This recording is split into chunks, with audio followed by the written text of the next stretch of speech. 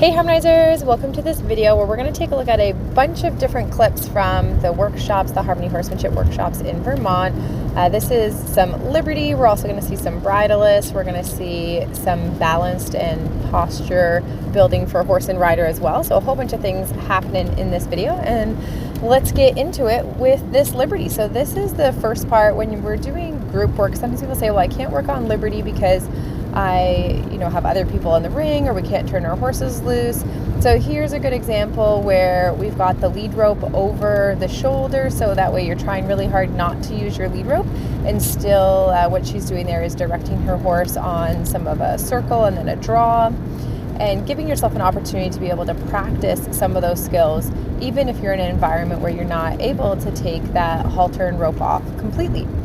So it's kind of a fun way to do that. Here's another example here. This is with the horse that's working on some circles and some boomerangs, and she's got the rope around the horse's neck, and she's pretty close to the horse. So even though we're in a group environment, she's got the halter and the lead rope there ready as a catch rope if was needed, and then trying to let go of that rope. So even if you are in situations where you can't always let go and you think you can't work on Liberty, there's a couple little examples of how you could kind of get that started. And it's really a good idea to start with drawing exercises, which is things that are getting your horse to come to you. If you're interested to learn more about Liberty, I definitely recommend checking out the 3 Secrets to Liberty with the Harmony at Liberty workshop, which you can find at harmonyhorsemanshipacademy.com. Lots of great info there. Here's another clip. So this is a horse that's just kind of practicing their circles first, and then later on in the video next I'll show you guys a progression which is starting to teach that neutral Liberty circle, which is where you get your horse to go around you. So you want to make sure that you have communication with your horse, that your horse is paying attention, that they're able to do nice circles before you get into those Liberty circles in the neutral position. So here's a look at that other little horse that was going around before, and this is the neutral circle. So she's practicing sending her horse behind her back and then getting her horse to come around in front of her as well. Being able to kind of point and send.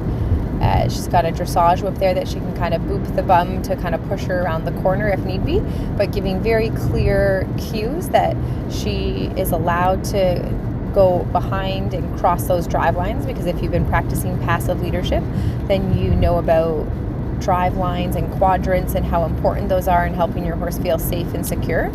And then here we're asking horses to cross those drive lines, but very clear body language that tells the horse that they're allowed to do that. So here, without going completely at Liberty, what this person's doing is stepping on their lead rope to allow the horse to be able to kind of move around and try to not be on that reliance of holding that rope, and starting to get that feel of how to use those tools a little bit, using your body language without needing to have that rope in your hand. So another kind of neat way that you can do that if you want to try Liberty without being at Liberty.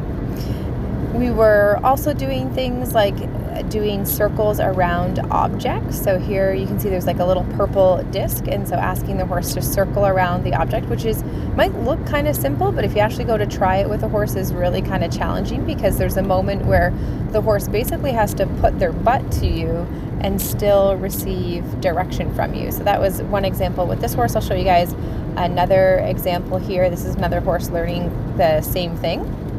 And so this is a lot of understanding how to use body language, and there's some different things that we teach the horse leading up to this particular moment. But you see the horse comes around the purple disc, and then watch in this moment here as she goes to send her horse again.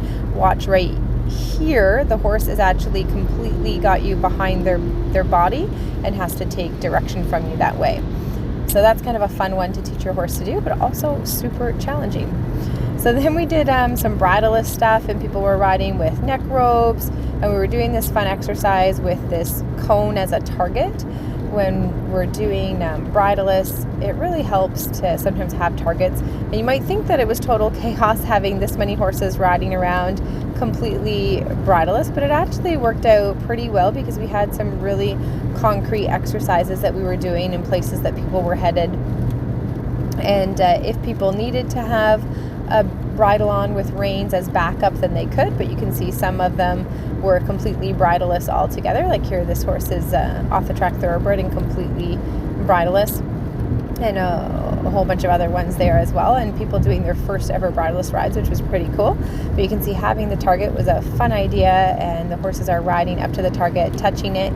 It helps target that stop a little bit, helps the horse put a little bit more effort into that stop as well, and it really gets the rider to start to look about having that focus of where they're headed, because we always hear like, look where you're going, but sometimes it helps to actually have something there to look where you're going. Here's a little snippet of doing some bridleless collection. So you can see the horse is starting to learn to collect and round their top line a little bit, even though they've got no bridle on. And learning that comes from your seat and your posture and kind of how you position yourself and hold your legs, rather than making it all about what you do with your rein. So that was a lot of fun to play with that going from stretching to collection, learning about kind of pushing forward versus kind of feeling up in your horse. A little bit more advanced though, for sure. Here's just a little bit more of working on adding some speed and doing the touch and target exercise. We had a lot of fun with that, and we started adding in a little jump. So it's like, can we add in a little bit of energy and excitement, but then still shut our horse down and be able to touch that target, which you can see the horses, some of them were having some fun with. And then as we got into the balanced riding stuff, we did a lot of poles. Poles are my super favorite way to develop a horse's balance and also the rider's balance, because you're riding a bigger stride. It's got a little bit more elevation to it, so it's really great for the rider, and it's really great for the horse because you're causing the horse to step with even footfalls. So in order to go over the poles and not completely crash through them, they have to stretch their legs evenly and lift their legs evenly. Whereas if they're just trotting around the rail the whole time and not going over poles, then they might be dragging one foot, or they might not be lifting one as high as the other, and that all builds to asymmetry. So the poles, as long as you have a long enough set of poles like here, and they're set appropriately, so there's usually somewhere between 4 to 5 feet apart, depending on if you're trying to lengthen or shorten your horse's stride. If you want to stretch them out or lengthen, you're going to be looking at more 5 feet apart. And if you're trying to teach your horse to collect and take smaller strides, then 4 feet apart is usually a good length to go. And then of course you can change from there as well. But it's a really great thing to get your horse to start lifting their legs. And as you start to raise those poles, it can actually become a little bit more like starting to teach that passage to your horse, because they're having to really lift their legs. And so you can build their fitness by really just picking up a trot and then staying out of your horse's way, and either working on your half seat or you're posting over those poles and allowing the horse to just kind of do their job. We did sitting trot, posting trot, and half seat over the poles, because learning to ride that rhythm in those bigger steps is all part of finding a better posture and balance with your horse. You're having to step over those extra logs, and the more we can practice on purpose having a little bit of bounce or bigger steps, then when it happens to us by accident, we're not going to be so thrown off by it. So even if you have zero desire to jump or do a whole bunch of pole work, I encourage you to do a little bit, because it's good for your horse's symmetry, but it's also good for your seat to just get used to that bigger bouncing, bigger movement, bigger strides, and just more rhythm coming through your horse's body. So you can see we did lots of kind of repetitions, and if you look closely, you'll see that they're doing different positions in their body on the different times they come through. Sometimes posting, sometimes sitting, sometimes standing, which is the half seat. So doing a variety of different positions as they go over those poles. So lots of fun there. And then another fun thing that we started to do was working on canter and doing some small canter circles. And the idea is that we want to raise the level of easy. So here, this is Melissa riding. She said she had never worked on tiny canter circles before, and we were just doing a big canter circle, coming in, doing the small canter circle, and then get out.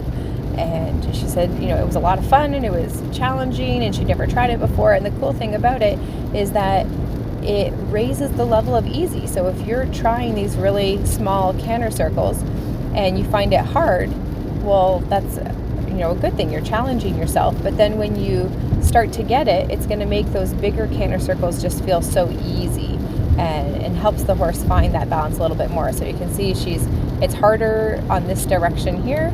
So they're going to regroup and ask for that canter again. And you've got to be able to keep that momentum as you're going around. You got to keep that rhythm, keep that stride. They tend to want to slow down as they do the tight circle, and so you've got to keep going and riding that rhythm. Go, go, go, go. Get that little circle and then get out. So I hope you guys enjoyed that. It's a long video with a whole bunch of tips and different things that we did, but let me know what your favorite one was to watch and find out about.